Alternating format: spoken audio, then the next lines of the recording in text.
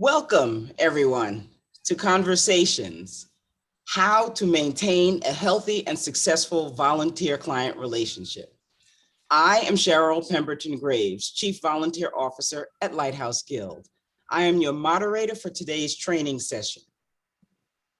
We are also joined by my colleague, Renita Carter, the Volunteer Administrator here at the Stephen T. Perlman Volunteer Center. She will be providing technical support for today's presentation. First, we will begin with welcoming remarks by Dr. Calvin Roberts, President and CEO of Lighthouse Guild. Dr. Cal, take it away. Thank you, Cheryl, and welcome to our volunteers. As you know, our mission is to provide exceptional services that inspire people who are visually impaired to attain their goals. You, our volunteers, are our ambassadors, our partners to fully achieve this goal. In 2020, despite the pandemic, you sought ways to keep in touch with your clients and Lighthouse Guild by offering your support during challenging times. 173 volunteers and interns gave over 8,000 hours of service in 2020. We thank you for this gift of your time. I mentioned that you are our ambassadors. In order to ensure that you are armed with everything you need to be confident in your service and to enable you to be successful advocates for people with vision impairment, we've created this training series, Conversations. This afternoon, you will hear from and share with Dr. Laura Newman, clinical psychologist from our behavioral health clinic. I hope you will find this information useful during your service. Thank you for doing your part to create a world in which no person is limited by their visual capacity. Thanks, Cheryl. Thank you, Dr. Cal. Now I would like to take a moment to review the event ground rules. Now, this is a safe space to build and nourish the Lighthouse Guild volunteer community. No question is a bad question when it comes to your volunteer experience. And since we know there will be pearls of wisdom that result, we are recording the event to share with the community of LGI volunteers. So please mute your microphone unless you are speaking to ensure that every speaker is heard. This is also a community building event. So during the workshop presentation portion, feel free to keep your camera on, but keep your microphone muted. It is also recommended that you turn off your camera if you are not camera ready, if you should decide to move away from your screen, or if you are eating. Since communication is an important part of this event, you will have the option of raising your hand. And Renita will demonstrate that. Raise your hand to be recognized. And then when I recognize you, you will be able to unmute and turn on your mic. You also have the option to send questions through the chat, either to everyone or privately to me or to Renita Carter, if you want to remain anonymous. We will restate your question to Dr. Newman to answer. Also, this event is interactive. We will be posting poll questions on the screen that we will ask you to answer as a part of this program. So now I believe that Renita wanted everyone to understand how to raise your hand. So if everyone goes to reactions, if everyone goes to reactions and they click the raise your hand, you will see how to raise your hand. And then once your question is answered, you can also go back to click again, and you can lower your hand. So raise your hand, everybody. And you can see it in your left-hand corner of your screens. There you go. Thank you, Justin. See? Excellent. Okay, great. And now, to introduce our speaker. Dr. Laura Newman has 18 years of experience conducting assessments and psychotherapy as a licensed psychologist. Dr. Newman treats patients with a variety of clinical conditions, including traumatic brain injury, adjustments to vision impairment, and other physical disabilities, mood disorders, trauma, and personality disorders. In 2013, Dr. Newman joined Lighthouse Skills Behavioral Health Clinic as the clinic's psychologist. She works with an interdisciplinary team of other mental health providers. Dr. Newman works closely with families and community members of individuals impacted by disabilities to optimize home-based support for increasing patients' coping and self-efficacy. She holds a PhD in psychology from the New School of Social Research. So at this time, Dr. Laura, I will yield the floor to you. Thank you so much. Welcome, everybody. I'm going to share my screen now.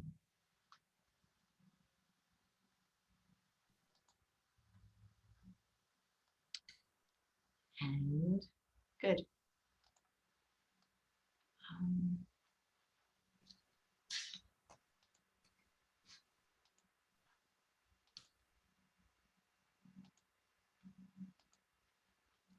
Thank you so much, Dr. Cal and Cheryl, and much gratitude to you, the volunteers, who are giving your time to learn about an important area of working with our clients as you help them manage their vision loss through your volunteer engagements.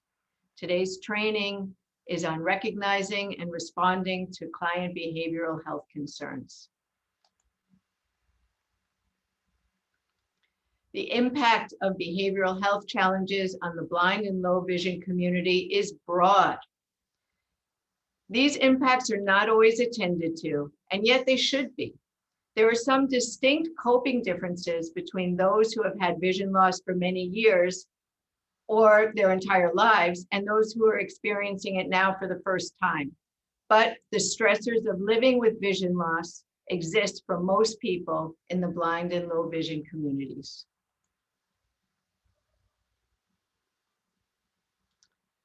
There are many mental health adjustments to vision loss. There's changes in dominant mood. Sometimes people have, they've pretty much had sunny personalities most of the time, but now because they've lost their ability to interact in the same kinds of ways, they're depressed or anxious much of the time. Definitely there are changes in managing self-care often. And again, that would probably be more the case in people who are encountering vision loss now, as opposed to having done so for many years. There are changes in meaningful activities. And of course, during the pandemic, that's even been so much more pronounced. There are difficulties in interpersonal relationships and changes in self-concept. And I think a poll question is coming up, correct? About, have you ever felt that the client you were helping wanted or needed more? So there are some, ophthalmologists are the first line of treatment for our blind and visually impaired clients. But there are things that ophthalmologists don't always talk about with their patients. And those things, while they're lifesavers in terms of preserving vision where possible and helping with all types of vision improvement. But what often doesn't get discussed are the emotional and social changes that can accompany vision loss. And we're working in Lighthouse Guild, we are working in trying to establish a very clear line of communication so that ophthalmologists do raise these issues with clients. So ophthalmologists might want to talk about social isolation, losses of dreams and goals that can happen because life just seems so much more overwhelming. A big problem, a big concern is anxiety and fear of worsening vision loss. It's bad enough as it is. I can't imagine it getting worse than this. Many activities now require more focused and effortful attention, and this is exhausting. Used to be that I could go through my day without thinking about it much, but now I have to pay attention and put effort to everything I do. I'm tired at the end of the day, and I can't always get to everything that needs doing. Infantilization by loved ones. It's a long word, and infantilization means all of a sudden, although somebody's been functioning in full adult fashion for a long time, they're treated like younger now because there's some independent skills that they aren't able to always do on their own, but that doesn't mean that they aren't functioning developmentally as full adults living in this world, and it doesn't feel good to be treated like a child. And long-loved activities may have to be curtailed. Before we get into talking about what the presentations are, what we see in clients when they might be suffering from behavioral health concerns, we really want to address and think about volunteer self-care. Like in many situations, making sure that the carer is feeling safe and feeling well taken care of him or herself, that has to be primary. So regarding volunteer self-care, the very first thing to keep in mind is limit setting. You have a skill and you have great generosity to deliver a valuable service to your client, but some clients are very lonely and want more. That can be a drain on you as a volunteer and not ideal for the client either. Sticking to your delineated work will help keep your energy level high and reduce emotional fatigue. Things frequently change in client situations. And if something seems different or off base in somebody that you've been working with for a while, please reach out to the volunteer department. But in your interactions with the client, try to keep the boundaries around your work very clear. Again, that's for your sake, but it's also for the client's sake. Nobody likes unclear boundaries in relationships. It's a very sad situation when it occurs, but sadly, it does happen, not often, but it can happen, that a client in great need, either financial or even not financial, but suffering a sense of emotional emptiness, might ask a volunteer for concrete things, food, money. This is a limit that volunteers have to clearly delineate, as it's not acceptable for the volunteer or for the client to engage in that kind of breaking of boundaries. Please let the volunteer department staff know about this if it happens, and remind yourself that your generosity towards the client does not extend beyond your defined work role and your warmth of interactions. This is a critical limit which must be set. And Dr. Laura, I have up on the screen the poll results for the question around, have you ever experienced intense anxiety or sadness regarding the additional support a client seems to need? 28% of the participants said yes, 11% said no, and there's 61% for which it wasn't applicable at this point yet, because they're probably new volunteers. Oh, okay. So yeah, it's that's significant. That's a fair number of people here. So that's hard, and I'm sorry that you have experienced that, and I hope that what we talk about today might be helpful and useful. I think also there are, I will launch the next poll, sorry about that. I think Renita's trying to fix up the screen as well. Oh, in terms of that the poll questions are staying on the screen? Oh no, that's something different, but she'll send the note down to you. So you can continue. Okay. All right, so setting and maintaining boundaries is kind of the first thing to pay attention to in terms of volunteer self-care.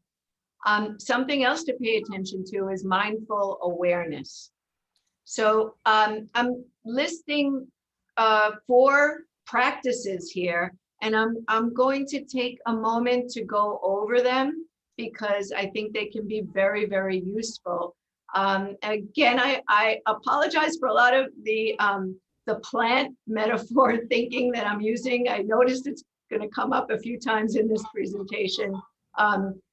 It maybe can sound a little bit corny, but on the other hand, we are all growing and blossoming and blooming. So bear with me on that. There's the flower and thorn exercise. And I actually learned about that from Michelle Obama. I heard her interviewed once about using that. And I've used it so many times with clients and in groups and with myself and all over the place. So it's a way of grounding yourself to be able to go into the volunteer interaction or any interaction in which being grounded is of a very high importance. Sometimes we can go through life, certain experiences without feeling totally grounded, but sometimes it's important to really feel grounded.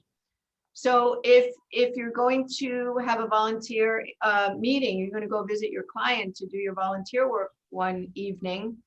Prior to that, think about your day and think about 3 flowers, which are wonderful and beautiful things that happen that you feel grateful for. And they can be tiny, tiny little things. It could be the perfect strawberry, or it could be as big as a family member came through a medical crisis. No judgment on any of them, but it's an awareness of what do I feel grateful for in my day today. And 3 thorns, although I guess I would do the thorns first and then the flowers, to tell you the truth. Thorns again can be big things or little things. Big things such as I couldn't pay my bills this month, and that's kind of scary. Or a small thing could be somebody, well, I guess these days we don't get jostled on the train anymore, but you know what I mean. I encourage you to use that, experiment with it, see how it feels. I find it very, very useful for grounding. The second practice that I wanted to introduce is a breathing practice called rectangular breathing. And it's called rectangular breathing because it's using a visual or a tactile cue. And I'm gonna show you how easy it is to do this, to structure your breath so that your exhale is twice as slow as your inhale. Your inhale is slow if we're doing a breathing practice, but your exhale is really slow. So it's called rectangular breath because you take anything that's a rectangle shape. And I don't know, I guess you see a small version of me right now. So I think you might see that I'm holding up my phone right now. I do this with my blind clients as well, and we don't do it on a visual cue, but I ask them to pick up a rectangular object. And with kids or with very needy people, I encourage them to use a pillow on their lap because that's also a comforting, soft feeling in addition to being rectangular most of the time. So the way this works is you start on one corner and you can hold it either way, but the point is you go down the short side. And while you go down, you breathe in, you inhale for a count of 4. And then you turn the corner and you exhale, feeling that longer side, you exhale for a count of 8. And the timing of the 4 and the 8, that's up to you, but it could even be 3 and 6. But the point is that the inhale is a certain amount of time and the exhale is twice as long. And then you continue around an inhale for 4, say, and an exhale of 8. And what you can do while you're doing that is on the exhale, you can kind of purse your lips a little, not purse them, but close your mouth a little bit, not pursed in terms of the muscles around your lips.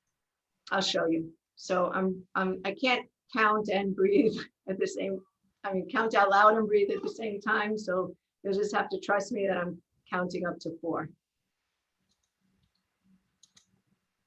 Sorry, starting over here. I'm sorry.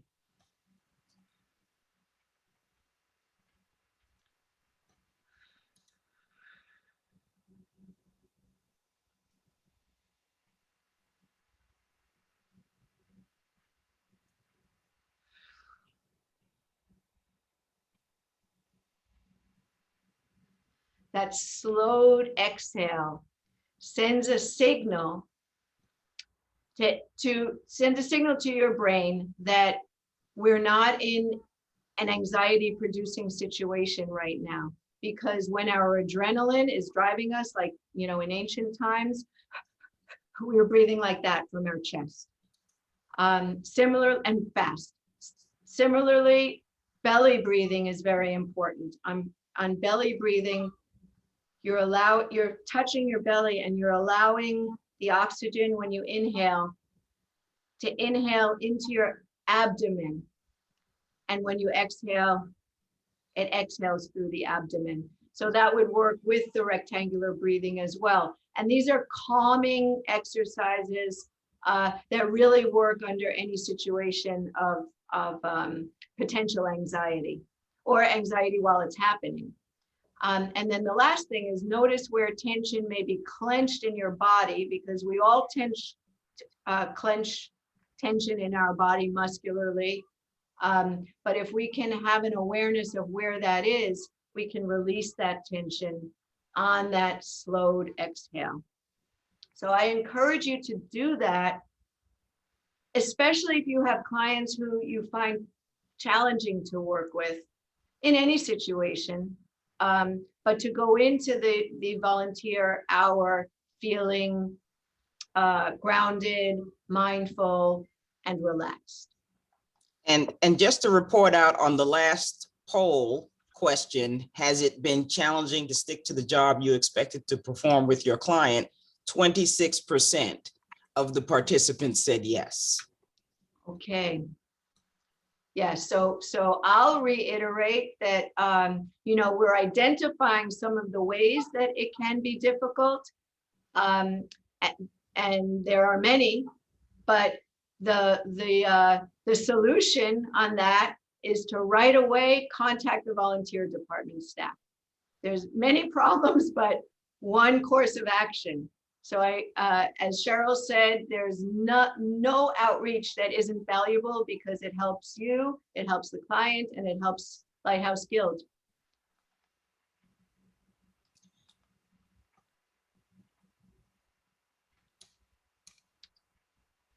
I'm going to hit that button again. Okay. Well, this is basically what I just said. Remember that you have a volunteer department and a multi-service team of Lighthouse Guild professionals behind you. So reach out to the volunteer department. Do not hesitate. Everybody wants you to do a good job and for the clients to be served, and for you to maintain your sense of safety, your sense of calm, your sense of self-care. It's interesting because to the client, you are their volunteer. You're the be all end all in a way, a kind of a standalone entity. But the rest of us, the staff and the volunteers, I think, and especially after today, the volunteers, we know that Lighthouse Guild departments are at the ready to provide for the needs of your client that go beyond your volunteer commitment. So you seem bigger than life, probably in many ways to some of the clients, but you're regular human sized. You're a human sized volunteer, but the services that we provide are big and we have a lot of them. And again, talk to the volunteer staff and we'll be able to help you connect well, you'll let us know and we'll connect clients with services that might be needed.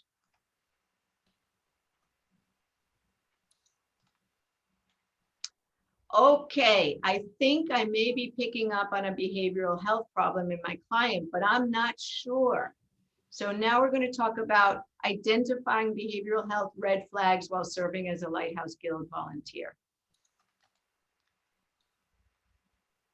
And I have watch signs, and then I have more critical signs, and then I have of statements that clients make, and then I'm also listing things that you can observe, that you can notice without the client saying anything. And these aren't exhaustive lists, but they're good beginnings.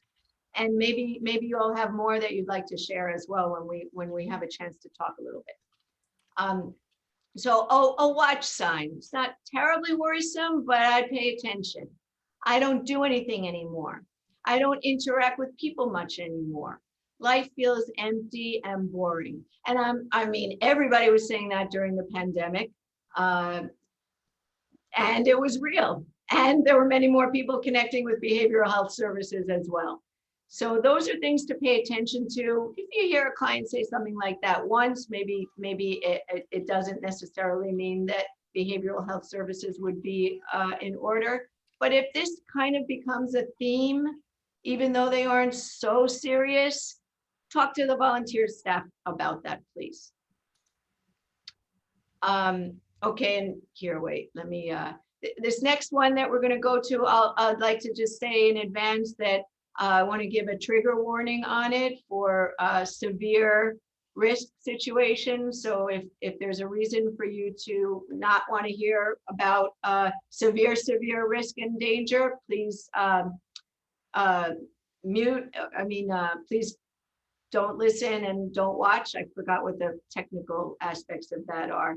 But I'll just go through that part very quickly anyway. Thank you. So potential behavioral health crises. I have no hope for a happy future anymore. I think I might be better off if I was not alive. And of course, any statement reflecting a real risk of harm to the client themselves or to anybody else. Okay, and the trigger warning is over. And these are observations that you might notice in a client's space if you're visiting clients in their space or noticing about them as people. Significantly reduced appetite or weight loss, or significant weight gain, client seeming persistently exhausted. And again, those things can be medical issues as well. So again, that's another reason to talk to the staff, because we would want to outreach to them about that as well. Poor personal hygiene, can be a real sign of mental health issues. Seeming substance abuse issues, for sure, if a client seems intoxicated or high, or if the client shares to you that they're drinking too much or using drugs, please talk to staff about that. Increased clutter or dirtiness in the home, noticeable impulse control problems or explosive outbursts, for sure. Noticeable cognitive loss. And by cognitive loss, and I believe there's a poll question about this. Yes, that poll question is up on the screen now, so people are responding. Good, thank you. Memory loss, real memory lapses, real organizational problems that had not been seen before, a sense of forgetting what you're talking about while you're in the middle of while the client is in the middle of talking about it. And interestingly, I read, and maybe others as well read, that there's a lot of that's going on because of the pandemic. So we have to be aware of that as well. It's really interesting. I guess we'll be studying that for years to come. But typically a noticeable cognitive loss would be something that you'd want to pay attention to. So let's see, so that's up now?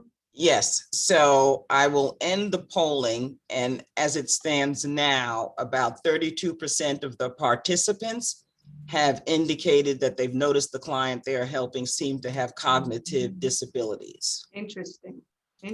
So that is a lot, and I would be interested in hearing about that. And we do address those at Lighthouse Guild. So I didn't expect that one to be so high, to tell you the truth. I expected there would be some, but not so many. So I'm glad we're talking about that. And young, healthy clients making lists of who to bequeath belongings to. And I say young, healthy clients, that's a risk in a young, healthy client. It is not at all considered a risk in an elderly person or a gravely ill individual. But in a healthy young person, it is considered a risk. Okay. So Dr. Laura, we have a question in the chat. What should we do in a situation when we see the red flags, but whenever we check up our clients, they choose to not share? In a sense, they may not be feeling comfortable sharing. Right, exactly. So thank you so much for that question. It's an excellent question, and it allows me to sharpen my point here, which is that thank you for paying it so much attention, and thank you for wanting to address it. And the best way to address it, and really the only effective way to address it, is to go to the volunteer staff, the volunteer department staff. That's what to do. Because immediately, and I'll be going through this in detail, so bear with me, and I'm gonna go through it a little bit more in detail. But that's what you do, because we have services and professionals, me, the behavioral health clinic staff, other departments that work in behavioral health and client engagement. I'm looking at the clock, and I'm gonna move here. So what should I do next? Perfect timing with that question. Okay, great. As is the case in many complex situations, sometimes it is best to first know what not to do. And we're gonna go through this, because these are such easy kind of impulses to fall into, and they aren't the ideal responses.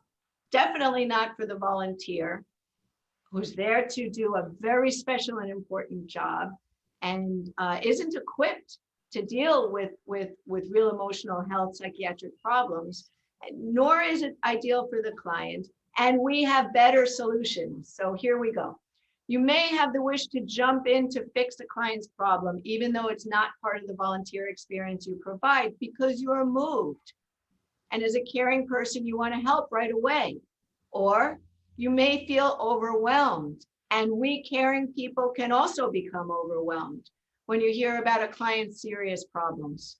Sometimes when we're overwhelmed, we say things like, oh, it's not that bad, or try not to focus on the negative. Very understandable responses. But what we'd rather you do is listen, just listen. Maybe surreptitiously take a couple of notes just to help you remember the main points of what the person said. You have a team behind you at Lighthouse Guild. Tell the client that you will seek Lighthouse Guild volunteer department guidance about how best to assist. Gently redirect the client to the task you are there to help with. And you may need to repeat those steps. And I want to reiterate that the task you're there to help with is a super important task. They're not seeking the services just to, because it's not useful for them. They need that work.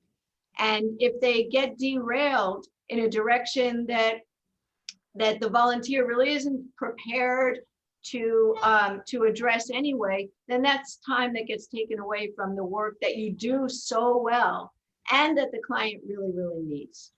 So the next step would be, as I've said, to reach out to the Lighthouse Guild volunteer department. The volunteer staff will consult with the behavioral health department to determine what the most appropriate next step or service might be. Okay, so we currently have the poll on whether or not a client has ever seemed to be in crisis. This one, there are 13% who have said yes, 38% no. So I'm glad that we don't have that many crises. And I also hear the people, I see you that are saying that 13% of you did encounter crises. So I'm going to get through my slides because I'd like to hear about them if you'd like to share.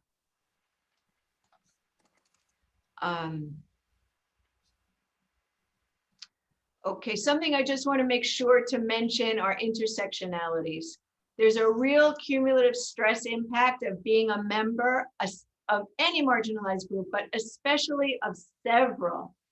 And our clients that we work with may very well be members of several. And for volunteers, it's very important that if a client expresses experience of having suffered any form of discrimination, it's important to actively listen. Sometimes it's easy to try to suggest alternative explanations because discrimination is hard to listen to. But we can't do that. We have to listen to it and believe what the client is telling us. And again, just like with the warning signs, Lighthouse Guild Behavioral Health Services can help in addressing the real health. And by that, there's physical health as well as psychological health impact of discrimination. So some clients have suffered racism, homophobia, or any kind of discrimination for years. Then, and this would be, and maybe they've been part of the vision impairment community for years, or maybe they're new to having a disability. And it might be a different form of marginalization or discrimination. But what we find is that clients can strengthen their empowerment by building the intersectional connections with various other underserved or marginalized communities.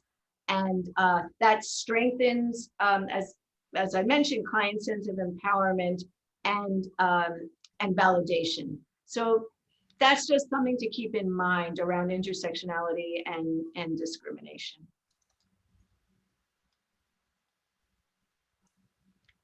Okay, getting now into the services at Lighthouse Guild. So the behavioral health treatment for blind and visually impaired clients ideally revolves around a multidisciplinary orientation to care, because there are health components. I mean, there are definite linkages between behavioral health status and physical health status in both directions. They can impact each other positively and negatively, and each can impact the other. And at Lighthouse Guild, we're fortunate to have life-changing services, many different kinds, the ones that address low vision, the ones that address physical health, occupational therapy, and voc rehab, and all kinds of things, and counseling.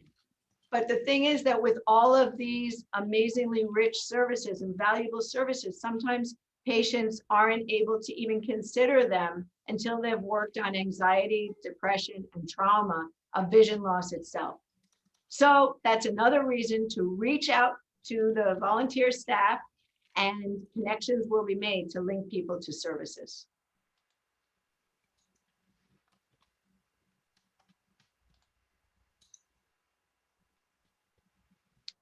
And here I'll quickly go through the kinds of services we have that relate to behavioral health and community engagement. So the behavioral health clinic, that's where I spend most of my time, is we do comprehensive intake assessments, individual psychotherapy, psychiatric medication management, group psychotherapy, family psychotherapy, and neuropsychological evaluations for those cognitive loss folks, and help with benefits management and advocacy. It has to be done. We have a telesupport network of groups that we have lots and lots of different kinds of groups, but the ones that would apply to the clients that you work with are age-based.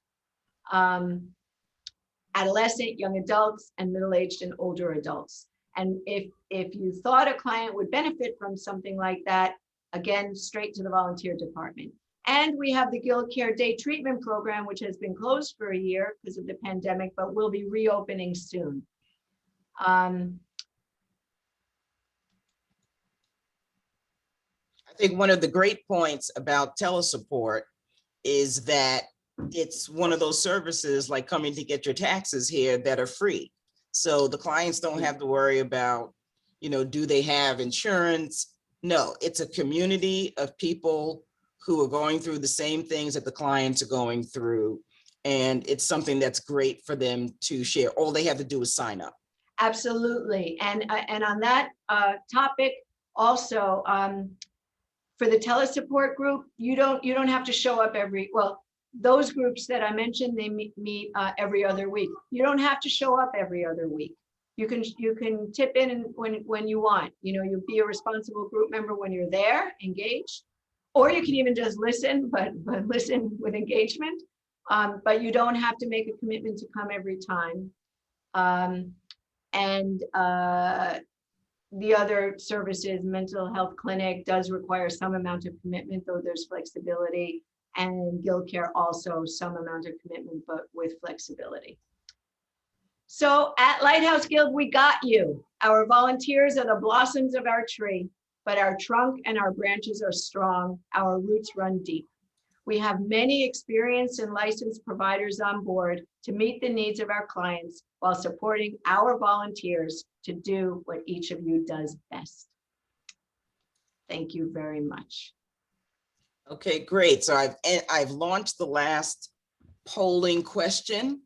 Hopefully this has empowered our volunteers to feel as if there's a resource when they are in their sessions, whether it's reading, taxes, in direct service in Guild Care, or whatever direct service you have here at Lighthouse Guild. You know, this is important because many times we get phone calls and people are asking, what do we do? And here, Dr. Laura has given us information to give us clarity around what our volunteers can do. So now we open the floor to questions. This will be an opportunity. Dr. Laura invited some of you who were in the crisis situation, if you were comfortable and wanted to share about that. Now's the time for you to raise your hand and have her answer a few questions or address some of the issues that have come up for you in the past. And we'll also take any questions that have been forwarded in the chat. So, Renita, do we have any hands raised? I'm up. We have Dawn. Dawn has her hand raised right now. So Dawn, we're going to ask you to unmute yourself. Hi, Dawn. Okay. Hi. I know that one client who she came to sign taxes recently. I know she already sees a social worker here at Lighthouse Guild, but I just feel that sometimes, like the experiences I've had with this person, she can be very forgetful at times, and it's worrisome. Is that something I should bring to the attention of Cheryl or Renita, or should I contact the social worker that I know she sees? Cheryl or Renita, please. Okay. Yeah, somebody just came in my office for a second, but yeah, Cheryl or Renita, please. Something, because I wanted to get to the conversational part here, something that I wanted to say that I didn't say, is that the way that it works is that, so the volunteer, so the client would sort of, there would be a red flag of some sort, either something verbalized or something that the volunteer noticed. The volunteer would contact Cheryl or Renita. Cheryl or Renita would contact our coordination for outreach and what's the rest of Lisa's title? Outreach and Outreach is what the okay, coordinator for outreach. Yeah, for outreach. Mhm. And she's a licensed social worker, and she knows all the departments. She knows all the workers in all the departments. And she jumps in when somebody's already linked with services, but maybe something more is needed. She's kind of the troubleshooter around that. So Okay. that's how it would work. Thank you. You're welcome. Okay, and I'm sharing the results right now of the last question about whether or not the participants in this training feel that a support system is in place to help you address disturbing situations. So luckily we have an 81% that say yes. None have said no, but there are 19% that need more information. So you can always share on the survey the things that you feel still need to be addressed, and we can make those things subject of other trainings. Or you can if it's related to behavioral health, mental health, this is the time to bring it up with Dr. Laura. I got a question. Okay, Yeah, the question was to everyone, so if the person wants to speak, please feel free, but I'm not going to identify the person. So in reference to the points mentioned at the beginning of the presentation regarding volunteers' well-being, how should I communicate to my client if I am not feeling well emotionally? I wouldn't want my client to take it the wrong way. That's an excellent, excellent question. And I think that I need Cheryl and Renita to jump in a little bit on this, because I'll tell you from the mental health perspective what I think, but I'm not sure how that jives with the practices within the volunteer department. So I'll tell you as a psychologist what I think. I think that people need mental health time sometimes. So I would say that if this feels like a moment of emotional feeling badly, that would be a day to maybe reschedule. Yeah. yes, a volunteer can call in with enough notice and say that they are just not able to make it. They need a vacation from their service. And with enough notice, we can recruit other volunteers to serve in their place. And if it's a sudden emotional unwellness, because just, like physical unwellness happens, emotional unwellness happens too. Obviously, it wouldn't be ideal for it to be happening all the time, and I'll address that. Right. But if it just happens once, it could be a mental health day that comes up suddenly as a sick day would, no? Absolutely. Yeah. Absolutely. So then, and I would like to say on that, if it feels like it's happening a lot, then I would say, and I'm so glad you brought this up, I would say that the volunteer might want to partake of a course of some type of behavioral health care as well. Especially during the pandemics, therapists were seeking therapy. It was part of why it was so hard to get a therapist, because there was a whole bunch of therapists who probably weren't seeking therapy that often, and they were all seeking therapy during the pandemic. So if therapists seek therapists, then volunteers also can certainly seek therapy in a very useful way. Thank you for that great question. Okay, great. So let's see. So we have a few more moments here before our 6:30 hour. I'm looking to see, Renita, are there any more questions? I don't see any more questions in the chat box. I am looking.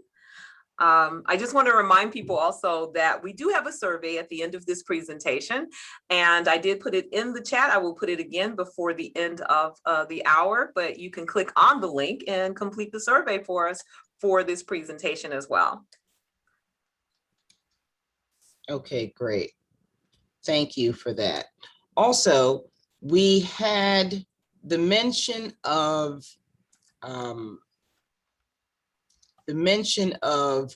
clients in crises. So we've have had instances where, and I know this goes back to the part of the conversation about boundary settings, where the volunteer was so alarmed at something that was going on with the client personally, that they were uncomfortable in the situation. They were uncomfortable because they knew that they needed so much more. They felt that they needed so much more support than they were there to give. And this is in a situation when the volunteer was a reading volunteer. So he was unable to focus on the fact that he was there to read to the volunteer and not solve their other problems.